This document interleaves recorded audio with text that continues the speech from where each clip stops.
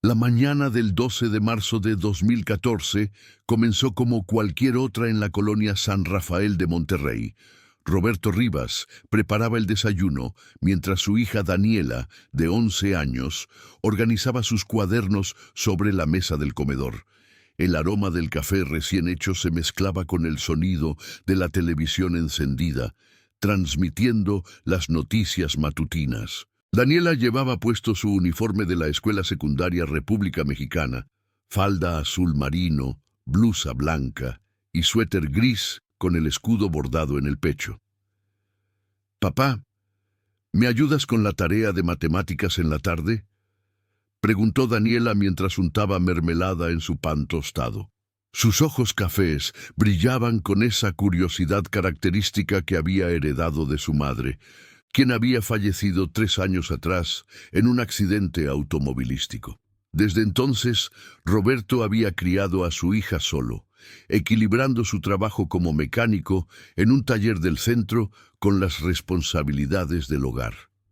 «Claro que sí, mija, pero tienes que prometerme que vas a poner atención en clase», respondió Roberto, revolviendo el cabello negro de su hija con cariño. Ella soltó una risa y asintió. A las 7:30 de la mañana salieron juntos de la pequeña casa de 2 plantas que rentaban. Roberto dejaba a Daniela en la escuela cada día antes de dirigirse al trabajo, una rutina que habían perfeccionado con el tiempo. El tráfico estaba más pesado que de costumbre. Las calles de Monterrey se congestionaban con trabajadores que se dirigían a las fábricas y oficinas del área metropolitana.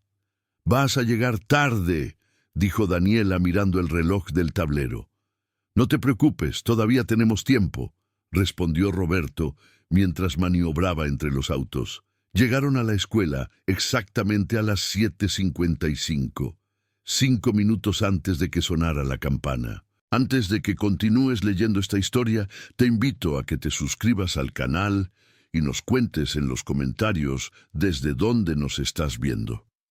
Tu apoyo nos ayuda a seguir trayendo estas historias que merecen ser contadas. «Te quiero, papá», dijo Daniela antes de bajarse del coche, dándole un beso en la mejilla. «Yo también te quiero, princesa. Te veo a las 2», respondió Roberto. Vio a su hija caminar hacia la entrada de la escuela, donde otros estudiantes ya se congregaban. Daniela saludó a 2 compañeras y entraron juntas al edificio. Roberto esperó hasta que la vio desaparecer dentro del plantel antes de arrancar rumbo al taller. Esa fue la última vez que vio a su hija. A las 2:15 de la tarde, Roberto estacionó su camioneta frente a la escuela como siempre. Los estudiantes comenzaban a salir en grupos ruidosos, cargando mochilas y platicando animadamente. Pasaron 5 minutos, luego 10. Roberto escaneaba cada rostro que salía, buscando el uniforme y el cabello largo de Daniela. A las 2:30, cuando el flujo de estudiantes se había reducido a un goteo, sintió las primeras punzadas de preocupación en el estómago. Bajó del coche y caminó hacia la entrada principal. Una maestra que reconocía estaba despidiendo a los últimos alumnos. «Disculpe, señorita, ¿ha visto a Daniela Rivas? Debió haber salido hace rato», preguntó Roberto, intentando mantener la calma en su voz. La maestra frunció el ceño. «Daniela Rivas. Déjeme ver. No la he visto salir. ¿Quiere que revisemos adentro?». Entraron a la escuela y caminaron por los pasillos vacíos. El eco de sus pasos resonaba contra las paredes pintadas de amarillo claro. Revisaron el salón de Daniela, la biblioteca, los baños, la cafetería. Nada. Roberto sentía cómo su corazón latía cada vez más rápido. «Voy a buscar a su maestra de grupo», dijo la docente y salió apresurada. Regresó minutos después con la profesora Martínez, una mujer de unos 40 años con lentes y expresión preocupada. «Señor Rivas, Daniela no asistió a ninguna clase después del receso», informó la profesora Martínez. Roberto sintió que el piso se movía bajo sus pies. «¿Cómo que no? Yo la dejé aquí en la mañana. Ella entró a la escuela, dijo con voz temblorosa. La profesora consultó su registro. Estuvo presente en las primeras 2 clases, de 8 a 10. Después del receso de las 10:30, ya no regresó al salón. Pensamos que tal vez se había sentido mal y fue a la enfermería. Roberto corrió hacia la enfermería escolar. La enfermera, una mujer mayor con bata blanca, negó con la cabeza. No, señor, ninguna Daniela Rivas vino hoy. El pánico comenzó a apoderarse de Roberto. ¿Cómo es que nadie notó que una niña no regresó a clases después del receso? ¿Nadie revisó?, preguntó alzando la voz. El director de la escuela, el profesor Garza, había sido llamado y llegó al área con paso apresurado. Señor Rivas, entiendo su preocupación. Vamos a revisar las cámaras de seguridad inmediatamente, dijo el director, intentando calmar la situación. Se dirigieron a la pequeña oficina de seguridad donde un vigilante revisaba los monitores. Roberto observaba la pantalla con intensidad mientras el guardia rebobinaba la grabación. La calidad de la imagen era deficiente, granulada en blanco y negro, pero suficiente para distinguir figuras y movimientos. Ahí estaba. Daniela entrando a la escuela a las 7:56 de la mañana, exactamente como él la recordaba. La cámara mostraba el patio durante el receso de las 10:30. Daniela estaba con 2 amigas cerca de la cafetería. Platicaban animadamente. Luego, a las 10:43, Daniela se separó del grupo y caminó hacia la salida lateral de la escuela, la que daba a la calle Morelos. La cámara de esa zona tenía un ángulo limitado, pero se alcanzaba a ver a Daniela acercándose a la reja. «Espere, ahí hay alguien», dijo el vigilante señalando la pantalla. Una figura borrosa estaba del otro lado de la reja. Por la complexión parecía ser un hombre, pero la calidad de la imagen no permitía distinguir rasgos faciales. Daniela se acercó a la reja y pareció hablar con esa persona. Luego, increíblemente, la niña abrió la reja y salió de la escuela. La figura y Daniela caminaron juntas hasta desaparecer del ángulo de la cámara. ¿Cómo puede una niña abrir esa reja? Se supone que está cerrada con llave, exigió saber Roberto, su voz cargada de furia y desesperación. El director Garza palideció. Lo está, o debería estarlo. Vamos a verificar. Salieron en grupo hacia la salida lateral. Efectivamente, la reja tenía un candado, pero al revisarlo más de cerca, el vigilante descubrió que la cerradura había sido forzada, probablemente días antes. El metal mostraba marcas de herramientas. «Esto no estaba así en mi ronda de la mañana», insistió el guardia, aunque su voz denotaba poca convicción. Roberto sacó su celular con manos temblorosas y marcó el número de emergencias. «Mi hija desapareció de su escuela. Necesito que vengan ahora», dijo al operador. En menos de 20 minutos, 2 patrullas de la policía municipal llegaron a la escuela secundaria República Mexicana. Los oficiales tomaron la declaración de Roberto, revisaron las grabaciones y comenzaron a interrogar al personal de la escuela. El agente Salazar, un hombre corpulento con bigote canoso, lideró la investigación inicial.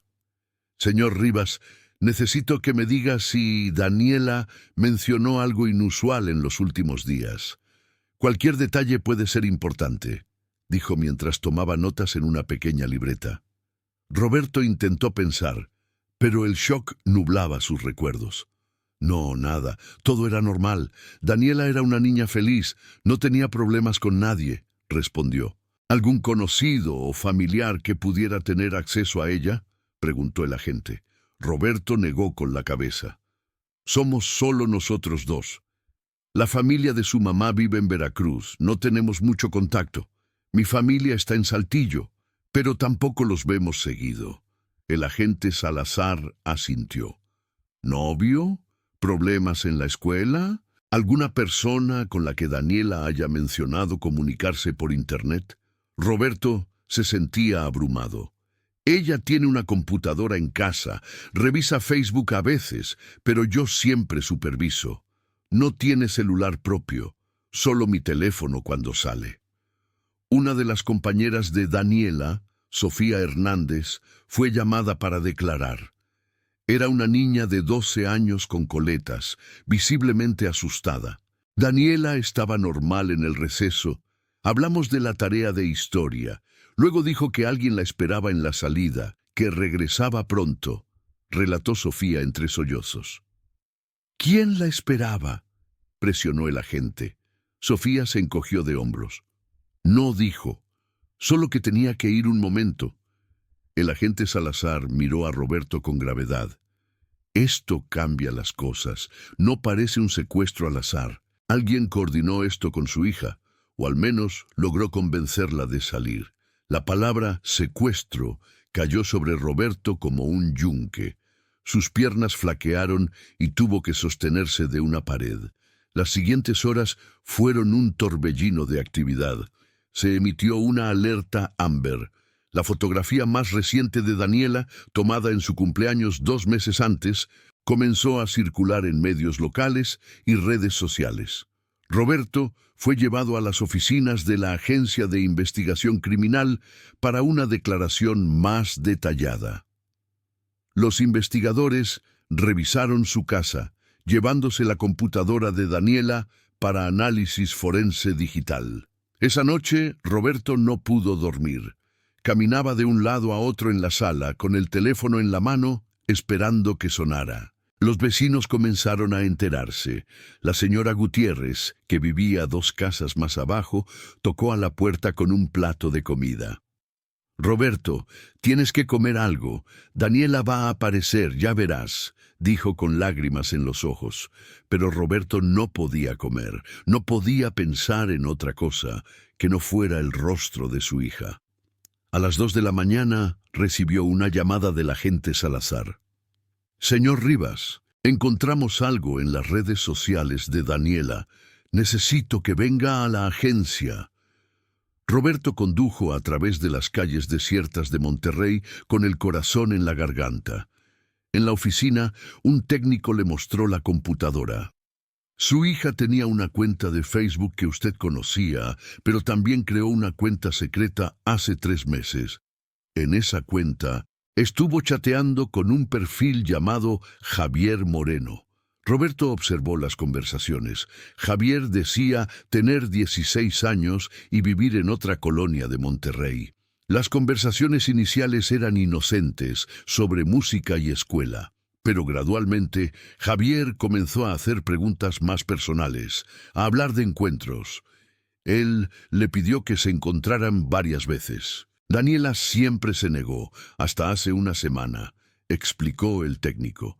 En los mensajes más recientes, Javier le había dicho a Daniela que tenía algo importante que darle, un regalo sorpresa. Le pidió que saliera de la escuela durante el receso del 12 de marzo. «Te espero en la salida de la calle Morelos, solo será un momento, ni tus maestros se darán cuenta», decía el mensaje. Roberto sintió náuseas. Su hija, su niña inocente, había sido manipulada por un depredador. «El perfil es falso, obviamente», continuó el agente Salazar. «Las fotos son de un actor adolescente estadounidense. Estamos rastreando la dirección IP, pero quien hizo esto usó conexiones públicas y VPNs. Es alguien que sabe cubrir sus huellas». Roberto enterró el rostro en las manos. «Yo debí haberlo sabido. Debí revisar más, hablar más con ella sobre los peligros». Los días se convirtieron en semanas. La Fiscalía de Nuevo León tomó el caso. Se revisaron cientos de horas de grabaciones de cámaras de seguridad de la zona, pero la pista se perdía 2 cuadras después de la escuela. Daniela y su captor habían subido a un vehículo, pero la imagen era tan borrosa que no se podía determinar marca, modelo o placas. Se entrevistó a decenas de personas. Se siguieron pistas falsas, se recibieron llamadas anónimas que no llevaban a ningún lado. Roberto dejó su trabajo para dedicarse completamente a buscar a su hija. Imprimió miles de volantes con la foto de Daniela y los pegó por toda la ciudad. Organizó marchas, dio entrevistas a medios locales y nacionales, creó una página de Facebook llamada Ayúdanos a encontrar a Daniela Rivas, que pronto tuvo miles de seguidores. Cada día recibía mensajes de apoyo, pero también de personas que decían haberla visto en lugares tan diversos como Tijuana, Ciudad de México o incluso Texas. La hermana de su difunta esposa, Lucía, viajó desde Veracruz para acompañarlo. «No puedes seguir así, Roberto. No has dormido bien en semanas», le decía mientras preparaba café en la cocina. Pero Roberto no podía parar. Cada minuto que no dedicaba a buscar a Daniela lo sentía como una traición. «Ella está esperando que la encuentre, Lucía. Está asustada y esperando que su papá la rescate», respondía con voz quebrada. Los investigadores exploraron todas las posibilidades. Redes de trata de personas, secuestradores conocidos en la zona, depredadores sexuales registrados. El agente Salazar, quien había desarrollado una relación cercana con Roberto, le explicaba los avances y obstáculos. Estos casos son los más difíciles porque el perpetrador planeó todo cuidadosamente. Sabía qué decir, cuándo actuar, cómo desaparecer. Pero vamos a encontrarlo, señor Rivas. No vamos a dejar de buscar. Pero pasaban los meses y no había avances significativos. En julio de 2014, 4 meses después de la desaparición, la cobertura mediática comenzó a disminuir. Otros casos, otras tragedias capturaban la atención del público. Roberto sentía que Daniela estaba siendo olvidada, que se convertía en una estadística más entre los miles de desaparecidos en México. Eso lo llenaba de una rabia impotente. Conoció a otras familias en situaciones similares. En una de las marchas que organizaba frente al Palacio de Gobierno, se encontró con Mercedes Ochoa, una mujer de 50 años cuyo hijo había desaparecido 2 años antes. «Nunca dejes de buscar», le dijo Mercedes abrazándolo. «Mientras haya vida, hay esperanza. Mi hijo sigue vivo, lo sé aquí», dijo señalando su corazón. Roberto se aferró a esas palabras. En la casa, el cuarto de Daniela permanecía intacto. Roberto no podía entrar sin quebrarse. Los peluches en la cama, los pósters de sus cantantes favoritos en las paredes, los cuadernos escolares sobre el escritorio. Todo esperaba su regreso. Lucía intentó convencerlo de regresar a trabajar, al menos medio tiempo, pero Roberto se negaba. «¿Cómo voy a arreglar coches cuando mi hija está ahí afuera?». El primer aniversario de la desaparición fue devastador. Roberto organizó una vigilia frente a la escuela. Cientos de personas se presentaron con velas y fotografías de Daniela. La madre de Sofía, la amiga de Daniela, leyó un poema.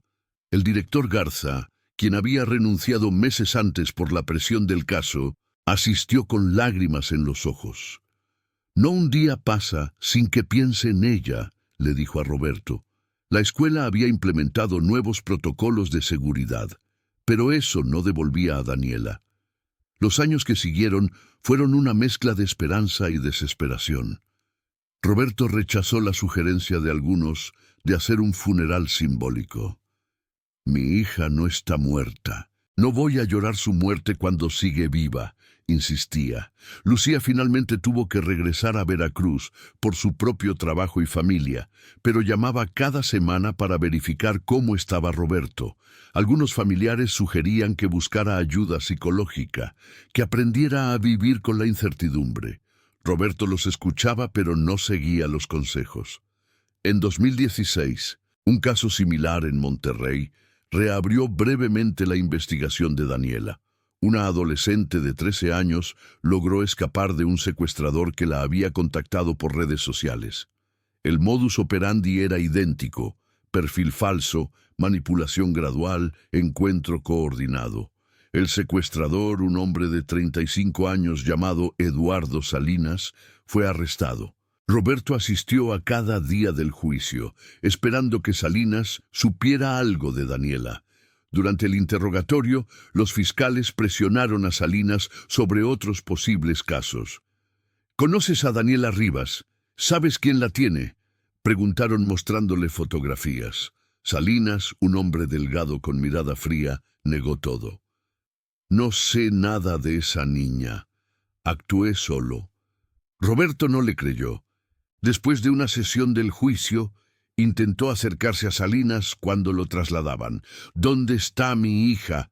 Dime qué hicieron con ella», gritó antes de que los guardias lo detuvieran. Salinas fue sentenciado a 40 años de prisión, pero las esperanzas de Roberto de encontrar una conexión con Daniela se desvanecieron. El agente Salazar, quien ya estaba cerca de su jubilación, le confesó a Roberto en privado: «Hemos investigado a Salinas exhaustivamente. No hay evidencia que lo conecte con Daniela. Lo siento, señor Rivas». Roberto sintió que tocaba fondo. 6 años habían pasado y cada pista terminaba en un callejón sin salida. En marzo de 2020, el 6º aniversario de la desaparición coincidió con el inicio de la pandemia de COVID-19. La vigilia anual tuvo que cancelarse. Roberto estaba solo en su casa, mirando fotografías viejas de Daniela, cuando su teléfono sonó. Era un número desconocido. Normalmente no contestaba, había recibido demasiadas llamadas de personas queriendo aprovecharse de su dolor, pero algo le hizo responder esa vez. «¿Señor Rivas?», dijo una voz masculina al otro lado de la línea. «Soy el detective Ramírez de la Unidad de Personas Desaparecidas. Necesito que venga a nuestras oficinas inmediatamente. Tenemos nueva información sobre Daniela». Roberto sintió que el mundo se detenía. «¿La encontraron? ¿Dónde está?», preguntó con voz desesperada. «No puedo dar detalles por teléfono, señor. Por favor, venga lo antes posible». Roberto condujo a través de las calles sorprendentemente vacías de Monterrey. La ciudad estaba bajo confinamiento por el virus, pero eso no le importaba. Su mente corría con 1000 posibilidades. ¿Habría aparecido Daniela? ¿Estaría viva? ¿Herida? ¿Diferente? En las oficinas de la fiscalía, el detective Ramírez, un hombre joven que Roberto no conocía, lo esperaba con expresión seria. «Señor Rivas, tome asiento, por favor». «No quiero sentarme, solo dígame qué sabe de mi hija», exigió Roberto. El detective asintió y abrió una carpeta sobre su escritorio. «Ayer en la tarde recibimos un paquete anónimo aquí en la fiscalía. Estaba dirigido específicamente a usted, a la atención del caso de Daniela Rivas».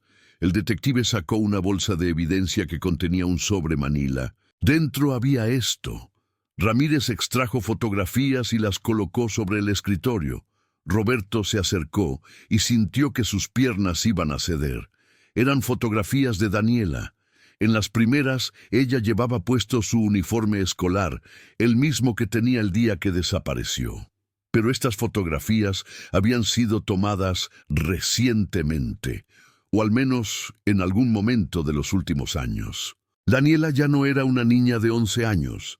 Era una adolescente, más alta, con el rostro más maduro, pero inconfundiblemente ella. En las fotos, Daniela estaba en una habitación sin ventanas, con paredes de concreto desnudo. No sonreía. Su expresión era vacía, ausente, como si estuviera en algún lugar muy lejano mentalmente. El uniforme le quedaba ridículamente pequeño ahora. La falda apenas llegaba a la mitad de sus muslos, la blusa tiraba de los botones. Era como si quien la tuviera la hubiera forzado a ponerse esa ropa como una burla macabra. «Dios mío», susurró Roberto, las lágrimas rodando libremente por su rostro. «Está viva, mi niña está viva». Tocó las fotografías con dedos temblorosos. «¿Dónde fue tomado esto? ¿Quién las envió?». El detective Ramírez mantuvo su tono profesional. «El paquete no tiene remitente. Fue dejado en la entrada de la fiscalía. Las cámaras capturaron a un mensajero dejándolo, pero ese servicio de mensajería no existe. Era un disfraz». «Hay más», continuó Ramírez sacando otra fotografía. «Esta era diferente. Daniela estaba junto a una ventana, se veía más delgada, con el cabello más largo y despeinado. La luz que entraba por la ventana sugería un sótano o primer piso. Esta foto parece más reciente que las otras, tal vez de hace unos meses. Weber tiene a Daniela, quiere que sepamos que sigue viva, pero no quiere ser encontrado. Roberto no entendía. ¿Por qué? ¿Por qué hacer esto después de 6 años? Ramírez exhaló lentamente. Hay diferentes teorías. A veces, los captores desarrollan un sentido de poder sobre las familias. Disfrutan el dolor que causan. Otras veces, es una forma retorcida de comunicación. Tal vez quieren negociar. O posiblemente es un mensaje de Daniela misma. Evidencia que ella logró que él enviara sin que se diera cuenta. Tenemos que encontrarla ahora, dijo Roberto, su voz ganando urgencia. Estas fotos tienen que tener pistas, algo que nos diga dónde está. El equipo forense ya estaba analizando las imágenes. Los metadatos habían sido eliminados cuidadosamente. No había información digital útil, pero los investigadores examinaban cada detalle visible. La textura de las paredes, el tipo de ventana, la luz, los objetos en el fondo. En una de las fotografías se alcanzaba a ver, parcialmente, lo que parecía ser una caja de herramientas en una esquina. Ese modelo de caja es común en ferreterías del norte de México, señaló un analista. En otra imagen, muy al fondo, había lo que parecía ser un calendario en la pared. El equipo amplió digitalmente la imagen. El calendario era de 2019. Mostraba el mes de diciembre. Entonces, al menos, hasta finales de 2019, estaba viva y en ese lugar, calculó Ramírez. Las siguientes semanas fueron una renovación de la investigación. El caso de Daniela Rivas volvió a los titulares. Las fotografías, editadas para proteger la dignidad de Daniela, pero mostrando el uniforme y el entorno, fueron compartidas en medios pidiendo que el público ayudara a identificar la ubicación. Miles de llamadas inundaron las líneas. Cada una tenía que ser investigada. Roberto sentía una mezcla contradictoria de emociones. Por un lado, la confirmación de que Daniela estaba viva, o al menos había estado viva en 2019, renovaba su esperanza. Por otro, las imágenes le rompían el corazón. Su hija había pasado años en cautiverio, había crecido sin él, había sufrido de maneras que Roberto no podía ni imaginar. Las noches eran atormentadoras, llenadas de pesadillas sobre lo que Daniela había vivido. Lucía regresó a Monterrey cuando se enteró de las fotografías. Roberto, esto significa que hay esperanza real. Después de 6 años, todavía está ahí. Vamos a traerla a casa, dijo abrazando a su cuñado. Roberto quería creerlo, pero años de decepciones lo habían hecho cauteloso. ¿Y si las enviaron solo para torturarme más? ¿Y si ya no está en ese lugar? Un programa de televisión nacional dedicó un especial al caso, mostrando las fotografías editadas y pidiendo ayuda al público. Una psicóloga especializada en víctimas de secuestro apareció en el programa explicando: lo que vemos en estas imágenes es a una joven que ha desarrollado mecanismos de supervivencia. Su expresión vacía es común en víctimas de cautiverio prolongado. Es una forma de disociación mental para lidiar con el trauma. Las palabras eran difíciles de escuchar, pero Roberto necesitaba entender. Después del programa, la psicóloga, la doctora Mariana Flores, se ofreció a reunirse con él. Señor Rivas, cuando Daniela sea encontrada, necesitará un apoyo enorme.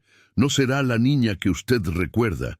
6 años en cautiverio, especialmente durante la adolescencia, cambian profundamente a una persona. Su proceso de recuperación será largo y difícil. Roberto asintió, absorbiendo la información. No me importa cuánto tiempo tome, solo quiero tenerla de vuelta, mantenerla segura. La doctora Flores le dio su tarjeta. Estoy aquí para ayudar, tanto a usted ahora como a Daniela cuando la encontremos, porque la vamos a encontrar, señor Rivas. Estas fotografías son una grieta en el muro de silencio que ha protegido a su captor. Alguien va a reconocer algo. Y alguien lo hizo. 3 semanas después de que las fotografías se hicieran públicas, una mujer llamada Teresa Villarreal llamó a la línea de denuncias. «Creo que sé dónde está esa muchacha», dijo nerviosamente.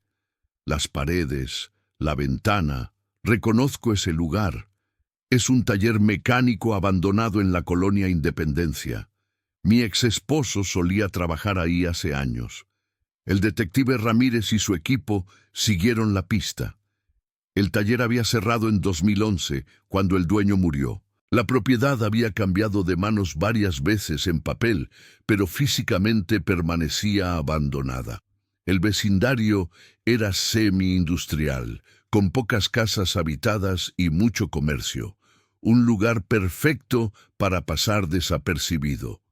Los registros de propiedad mostraban que el último comprador era una compañía fantasma, otra pista de que alguien lo usaba para actividades ilícitas. El 25 de abril de 2020, a las 5 de la mañana, un equipo especial de rescate rodeó el viejo taller mecánico en la calle Hidalgo de la colonia Independencia. Roberto esperaba en un vehículo a una cuadra de distancia con el detective Ramírez. «No podemos garantizar que esté ahí, señor Rivas. Prepárese para cualquier resultado», le advirtió Ramírez. Pero Roberto ya estaba preparado. Había esperado 6 años para este momento. Los oficiales entraron al edificio con un ariete, rompiendo la puerta principal. «¡Policía! ¡Manos donde podamos verlas!». Los gritos resonaron en el aire matutino. Roberto escuchaba todo a través del radio que Ramírez tenía en el tablero. Su corazón latía tan fuerte que pensó que explotaría. Pasaron minutos que parecieron horas. Luego, una voz en el radio. «Tenemos a una víctima femenina, repito, víctima femenina encontrada en el sótano. Necesitamos paramédicos». Ramírez miró a Roberto. «¡Vamos!». Corrieron hacia el taller. Roberto intentó entrar, pero un oficial lo detuvo. «Señor, no puede pasar todavía. Hay una investigación activa». «Esa es mi hija. Déjenme verla», gritó Roberto. Ramírez intervino. «Déjenlo pasar. Es el padre». Lo escoltaron hacia el interior del edificio. El taller estaba oscuro y olía a humedad y abandono. Pasaron por el área principal llena de herramientas oxidadas y repuestos viejos. Al fondo había una puerta que daba a unas escaleras. Roberto bajó, sus piernas temblaban. En el sótano, iluminado ahora por las linternas de los oficiales, vio una habitación con paredes de concreto. Las mismas paredes de las fotografías. Y ahí, envuelta en una manta térmica de emergencia, estaba Daniela. Su cabello largo y oscuro caía sobre sus hombros. Estaba demacrada, pálida, pero viva. Cuando sus ojos se encontraron con los de Roberto, algo cambió en su expresión. La máscara vacía se quebró. «¿Papá?», susurró con voz ronca, como si no hubiera usado su voz en mucho tiempo. Roberto corrió hacia ella y la abrazó. Daniela se puso rígida por un segundo, luego comenzó a temblar violentamente mientras sollozaba. «Pensé que te habías olvidado de mí», dijo entre lágrimas. «Pensé que nadie me buscaba». Roberto lloraba también, sosteniendo a su hija como si fuera lo más frágil del mundo. «Nunca dejé de buscarte, nunca. Cada día te busqué, mi niña». Los paramédicos llegaron y tuvieron que separarlos suavemente para revisar a Daniela. Estaba deshidratada, desnutrida, con varias lesiones antiguas. «Necesita ir al hospital inmediatamente», dijo uno de los paramédicos. Roberto subió con ella en la ambulancia sin soltar su mano en ningún momento. Daniela parecía tener miedo de cerrar los ojos, como si temiera que esto fuera un sueño y al despertar estaría de vuelta en ese sótano. En el hospital, los médicos la examinaron exhaustivamente. Aparte de la desnutrición y deshidratación, tenía señales de abuso físico y psicológico. La doctora Sánchez, quien supervisaba su cuidado, le explicó a Roberto: físicamente se va a recuperar, pero el trauma psicológico es profundo. Va a necesitar terapia intensiva, y hay algo más que debe saber. Roberto sintió un nudo en el estómago. ¿Qué cosa? La doctora eligió sus palabras cuidadosamente. Daniela estuvo embarazada. Dio a luz hace aproximadamente un año. El bebé no está con ella. El mundo de Roberto se vino abajo otra vez. ¿Qué? ¿Dónde está el bebé? ¿Qué le hicieron? La doctora negó con la cabeza. No lo sabemos. Daniela está en shock. No ha podido hablar mucho. La policía la va a interrogar cuando esté más estable. 2 días después, cuando Daniela estuvo físicamente más fuerte, detectives especializados en víctimas de abuso la entrevistaron con la presencia de la doctora Flores. Roberto esperaba afuera. Cada minuto era agonía. Finalmente, el detective Ramírez salió. Su hija es muy valiente. Señor Rivas, nos contó todo lo que pudo recordar. El hombre que la secuestró se llamaba Tomás Durán. 52 años. Trabajaba como conserje en otra escuela de la zona. Daniela dice que él la mantuvo en ese sótano los 6 años. Controlaba cada aspecto de su vida, la comida, la luz, todo. Desarrolló una obsesión con ella. La veía como su hija perfecta que necesitaba proteger del mundo corrupto. El embarazo fue resultado de abuso sistemático. Cuando ella dio a luz con ayuda mínima, Durán se llevó al bebé. Le dijo que lo había dado en adopción a una buena familia. Roberto sentía náuseas. ¿Dónde está ese monstruo ahora? Ramírez pareció incómodo. Cuando entramos al taller, no había nadie más que Daniela. Ella dice que Durán salió hace 3 días y no regresó. Es posible que supiera que nos estábamos acercando. Tenemos una orden de aprehensión y estamos buscándolo por todo el país. Las fotografías comenzaron a tener sentido. Él envió esas fotos porque sabía que lo estábamos cerca. Fue su forma retorcida de despedirse, de causar más dolor antes de desaparecer, especuló Roberto. Ramírez asintió. Es una teoría. Otra es que Daniela misma lo convenció de enviarlas, diciéndole que así probaría su amor o algo por el estilo. Estas víctimas aprenden a manipular a sus captores para sobrevivir. Daniela pasó 3 semanas en el hospital. Roberto estaba con ella cada segundo que los médicos permitían. Al principio, ella apenas hablaba. Solo lo miraba como verificando que era real. Poco a poco, comenzó a abrirse. Él me decía que tú no me querías, que por eso fue tan fácil llevarme, que me habías vendido a él, confesó una noche. Roberto lloró de nuevo. Nada de eso es cierto, mi amor. Te busqué cada día, nunca me rendí. Lucía también visitaba constantemente. Al principio Daniela no la recordaba. Había olvidado muchas cosas de su vida antes del secuestro. Soy tu tía Lucía, la hermana de tu mamá, le explicaba pacientemente. Los médicos dijeron que era normal. El cerebro suprimía memorias como mecanismo de defensa. Con el tiempo y la terapia, algunas memorias regresarían, otras tal vez no. El tema del bebé era el más doloroso. Daniela lo mencionaba con una mezcla de dolor y anestesia emocional. Era una niña. Tenía cabello oscuro como el mío. Solo la tuve conmigo 2 días. Luego él se la llevó. Dijo que lloraba demasiado, que molestaba. La búsqueda del bebé se volvió tan importante como la captura de Durán. Los investigadores revisaban registros de adopciones ilegales, bebés abandonados encontrados en hospitales, cualquier pista. En junio de 2020, Daniela fue dada de alta del hospital. Regresar a la casa era extraño para ella. Todo es más pequeño de lo que recordaba, dijo al entrar. Su cuarto estaba exactamente como lo había dejado 6 años antes. Miró los pósters de cantantes que ya no recordaba gustarle, los peluches infantiles. «Ya no soy esa niña», dijo en voz baja. Roberto entendió. «Podemos cambiar todo, decorarlo como quieras ahora». Daniela asintió agradecida. En los días siguientes trabajaron juntos pintando las paredes de un azul claro que ella eligió, comprando decoraciones más maduras. Era una forma de reconstrucción, de reclamar un espacio que era suyo. La doctora Flores venía 3 veces por semana para sesiones de terapia.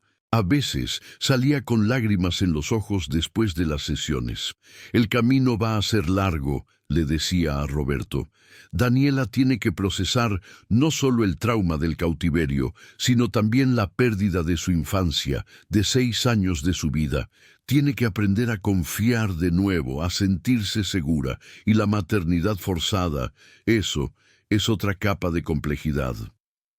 Roberto escuchaba y aprendía. Compró libros sobre trauma. Asistió a grupos de apoyo para padres de víctimas. En julio hubo un avistamiento de Tomás Durán en Guadalajara. Un operativo policial rodeó un hotel barato, pero Durán logró escapar por una ventana trasera. «Es como si supiera nuestros movimientos antes de que los hagamos», se frustró Ramírez. La cacería nacional continuaba. La foto de Durán estaba en cada estación de policía, cada aeropuerto, cada frontera. Mientras tanto, Daniela comenzaba el proceso de reintegración. Empezó clases en línea para retomar su educación. Había quedado congelada académicamente a nivel de 6º de primaria. Ahora, a los 17 años, tenía que aprender contenido de secundaria y preparatoria. Era frustrante, pero se negaba a rendirse. «Perdí 6 años, no voy a perder más tiempo», decía con determinación. Roberto había vuelto a trabajar medio tiempo en el taller, necesitaban el ingreso, pero siempre estaba disponible para Daniela. Ella tenía ataques de pánico cuando se quedaba sola, así que Lucía se mudó temporalmente con ellos. Las noches eran las peores. Daniela despertaba gritando, soñando que estaba de vuelta en el sótano, que su padre no había llegado a tiempo. En septiembre de 2020 recibieron una llamada del detective Ramírez. «Encontramos algo. Un informante en Ciudad Juárez dice que vio a un hombre que coincide con la descripción de Durán. Estaba comprando cosas de bebé en una tienda». El corazón de Roberto se aceleró. «¿Creen que todavía tiene a la bebé?»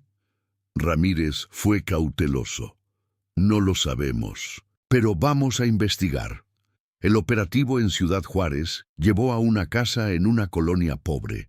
Cuando la policía entró, encontraron a Tomás Durán viviendo con una mujer mucho mayor, ciega y confundida, que no sabía que el hombre con quien vivía era un fugitivo. No había rastro de ningún bebé. Durán fue arrestado sin resistencia, como si estuviera cansado de correr. Durante el interrogatorio, Durán mantuvo una actitud extrañamente calmada. Cuando le preguntaron por el bebé, respondió: «La niña está con una familia que la va a cuidar mejor que su madre. Daniela era muy joven, no sabía cómo ser madre. Hice lo correcto». Se negó a dar más detalles. No importa cuánto presionaron los investigadores. El juicio de Tomás Durán comenzó en enero de 2021. Roberto asistió a cada sesión. Daniela, con el apoyo de la doctora Flores, dio su testimonio en una sala cerrada, solo frente al juez y los abogados. Fue desgarrador, pero necesario. El testimonio de Daniela era claro, detallado, devastador. Durán escuchaba sin expresión, como si estuvieran hablando de otra persona. La defensa intentó argumentar problemas mentales, pero los evaluadores forenses determinaron que Durán sabía perfectamente lo que hacía. Había planeado el secuestro meticulosamente. Había manipulado a Daniela durante meses antes de llevarla. El jurado deliberó solo 3 horas. Culpable en todos los cargos: secuestro, privación ilegal de la libertad, abuso sexual de menor, maltrato infantil. La sentencia fue de 85 años de prisión sin posibilidad de libertad anticipada. Cuando el juez leyó la sentencia, Roberto sintió algo de justicia, pero no alivio. «¿Dónde está mi nieta?», gritó mientras se llevaban a Durán de la sala. Durán se volteó y lo miró directamente. «¿Dónde no la van a encontrar?», dijo con una sonrisa fría antes de que los guardias lo sacaran. Esas palabras atormentaban a Roberto y a Daniela. La búsqueda de la bebé continuaba. Los investigadores revisaron cada conocido de Durán, cada lugar que había visitado en el año antes de su captura. Algunos pensaban que había vendido a la bebé en el mercado negro de adopciones ilegales.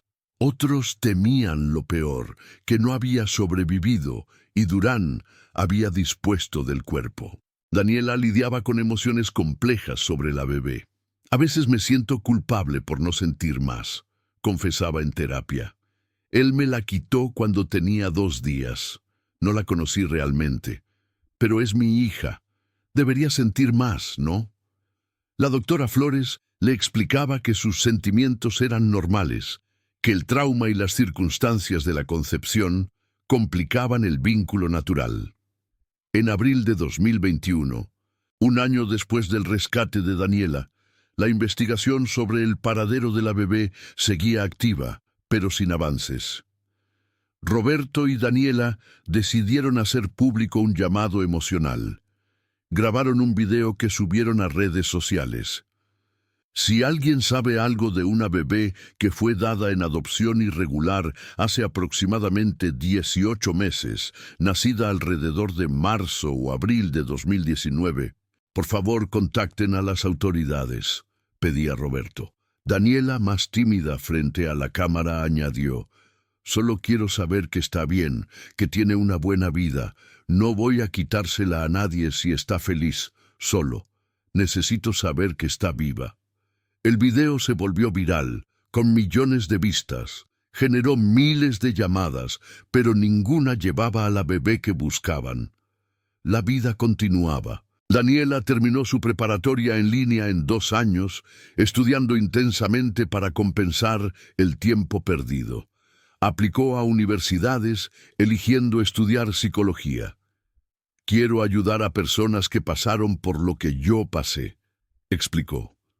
Roberto estaba inmensamente orgulloso. Su hija no se había dejado destruir por lo vivido, estaba reconstruyéndose más fuerte. En 2022, Daniela comenzó sus estudios universitarios. Hacía amigos lentamente, aprendiendo a confiar de nuevo. Empezó una relación con un compañero de clase llamado Andrés, quien conocía su historia y la apoyaba con paciencia y respeto. Roberto los veía juntos y sentía esperanza. Su hija estaba aprendiendo que no todos los hombres eran como Durán. La terapia continuaba. Probablemente continuaría por años, tal vez toda la vida. Daniela tenía días buenos y días malos. Los aniversarios del secuestro y del rescate eran particularmente difíciles. Pero cada año que pasaba, los días buenos comenzaban a superar a los malos.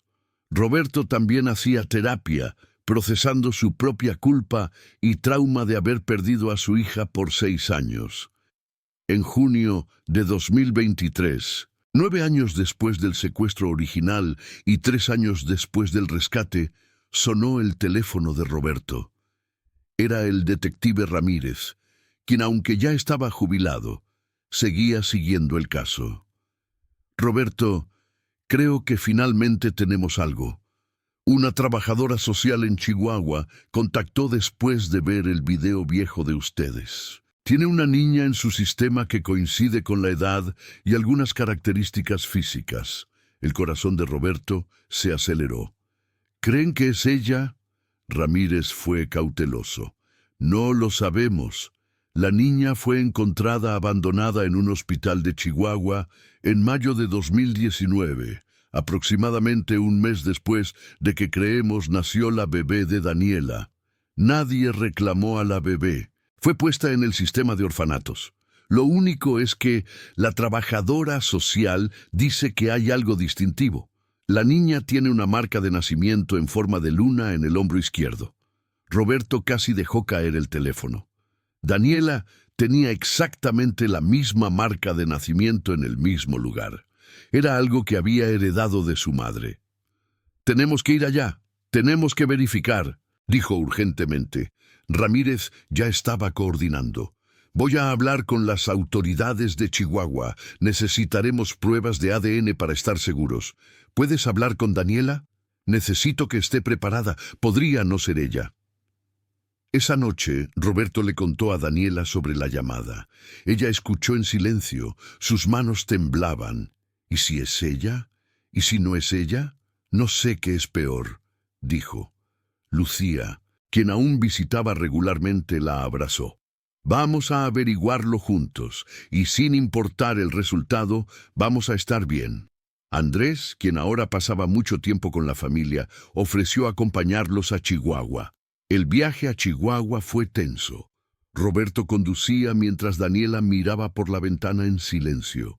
Llegaron a las oficinas del DIF, donde la trabajadora social, la señora Campos, los esperaba. «La niña se llama Emma, porque no sabíamos su nombre real. Tiene 4 años, es brillante y dulce. Ha estado en el mismo hogar de acogida desde que tenía 6 meses. ¿Podemos verla?», preguntó Daniela con voz temblorosa. La señora Campos asintió. «Primero necesitamos hablar con ustedes sobre el proceso. Si las pruebas de ADN confirman que es su hija, tendríamos que proceder legalmente para transferir la custodia. Los padres de acogida están informados de la situación, están cooperando, aunque obviamente están destrozados, la quieren como si fuera suya». Los llevaron a una sala de juegos donde Emma estaba con una mujer mayor, su madre de acogida actual. Emma era una niña pequeña de cabello oscuro rizado, ojos curiosos, piel clara. Estaba jugando con bloques de construcción. Cuando vio a los adultos entrar, levantó la mirada. Su rostro era una mezcla de Daniela y Roberto, los rasgos familiares inconfundibles. Daniela soltó un sollozo. «Dios mío». Emma la miró con curiosidad, sin miedo, pero sin reconocimiento. La señora Campos se arrodilló junto a la niña. «Emma, estos señores quieren conocerte. Está bien». Emma asintió tímidamente. Daniela se acercó lentamente, sin querer asustarla. «Hola, Emma. Me llamo Daniela. Construyes muy bien con los bloques». Emma sonrió, un poco más relajada. «Estoy haciendo una casa para mi muñeca.